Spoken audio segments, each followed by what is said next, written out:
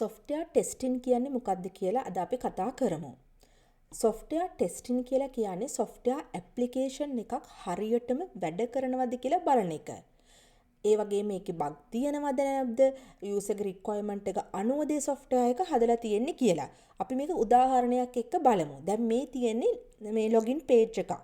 The login page එක ඉස්සෙල්ලාම දැන් software tester කෙනෙක් විදිහට මේක ටෙස්ට් කරනකොට ඉස්සෙල්ලාම බලන්න ඕනේ කස්ටමර්ගේ requirement එක අනුවද මේ page එක හදලා තියෙන්නේ. මොකද සමහර customers ලා කැමති නෑ Google Facebook හරහා accounts හරහා log වෙන්න. සමහර අය කැමති email එක විතරක් පාවිච්චි කරලා ඒකේ verification code එක read කරලා ඊට පස්සේ ඒ හරහා login වෙන්න.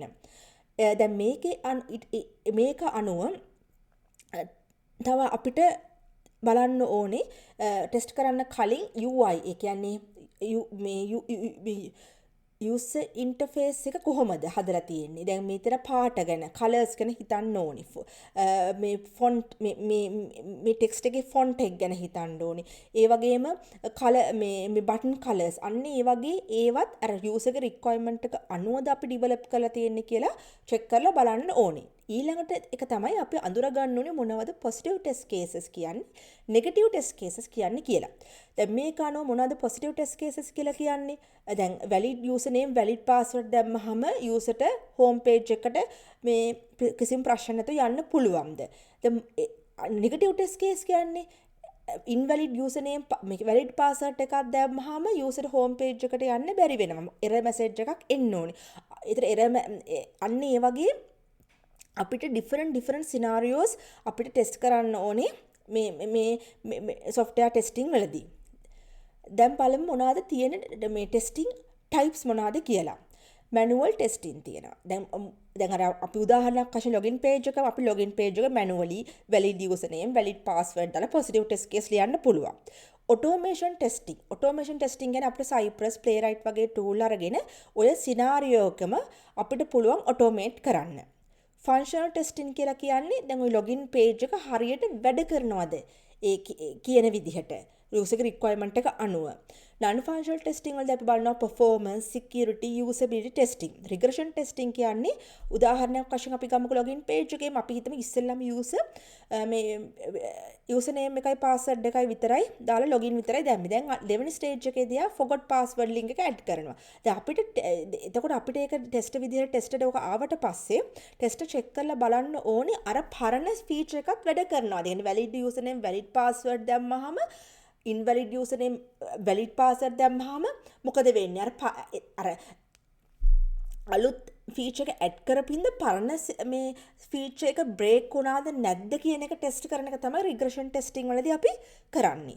අනිත් එක තමයි smoke testing. ඒකදී අපි බලන්නේ මේ build එකක් deploy කරාට පස්සේ basic and critical features වලට කිසිම ප්‍රශ්නයක් උනේ නැද්ද කියන එක ටෙස්ට් කරන එක. උදාහරණයක් වශයෙන් sign up එක දැන් අපි හිතමු system එකක් ගමුකෝ මේ online book store එකක් වගේ උදාහරණයකට ගමුකෝ. එතකොට ඒකෙදි sign up එක වැඩ කරනවද? login එක වැඩ කරනවද? add to basket එක වැඩ කරනවද? check out වැඩ කරනවද? වගේ critical features කිසිම ප්‍රශ්නයක් නැතුව වැඩ කරනවද කියලා ටෙස්ට් කරන එක තමයි smoke testing වලදී කරන්නේ. එතකොට ඇයි මේ software testing ඔච්චරම වැදගත්? මොකද අපිට මේක අපි අර කලින් බග්ස් ටික හොයාගන්නකොට අපිට ඒක ලේසි. මොකද අපිට ටයිම් එක ඉතුරු වෙනවා, කොස්ට් එක ඉතුරු වෙනවා. අනික අපි යූසර් එක රික්වයර්මන්ට් එක අනුවනේ අපි ටෙස්ට් කරන්නේ. එතකොට අර ස්ටේබල්, රිලයබල් software එකක් අපිට කස්ටමර්ට දෙන්න පුළුවන්. බග් ෆ්‍රී එකක් දෙන හින්දා, බග්ස් ෆ්‍රී සිස්ටම් එකක් දෙන හින්දා අර ඒගොල්ලන්ට මේ හරි යූසර් සතුටුයි අර එක පාවිච්චි කරන්න. මොකද ඒකට කරදරයක් නැහැ. ඒක ස්ටේබල් සිස්ටම් එකක් විදිහට තමයි ඒගොල්ලන්ට ලැබිලා තියෙන්නේ. අනිත් එකමයි මේ අර යූසර්ගේ මේ රික්වයර්මන්ට් එක අනුව සිස්ටම් එක හදලා බග්ස් ෆ්‍රී ප්‍රොඩක්ට් එකක් හින්දා ඒක අර ඒගොල්ලෝ පාවිච්චි කරන එක අර අපිට කම්ප්ලේන් එන්නේ නැහැ. එතකොට ඒක කොන්ෆිඩන්ට් එකක් ඇති වෙනවා ඒගොල්ලන්ට ඒක යූස් කරන්න. ඒක තමයි ඉතින් කියන්න තියෙන්නේ. දැන් අපි ඊළඟ වීඩියෝ එකේදී හම්බ වෙමු. එහෙනම් thank you ඔයගොල්ලන්ට.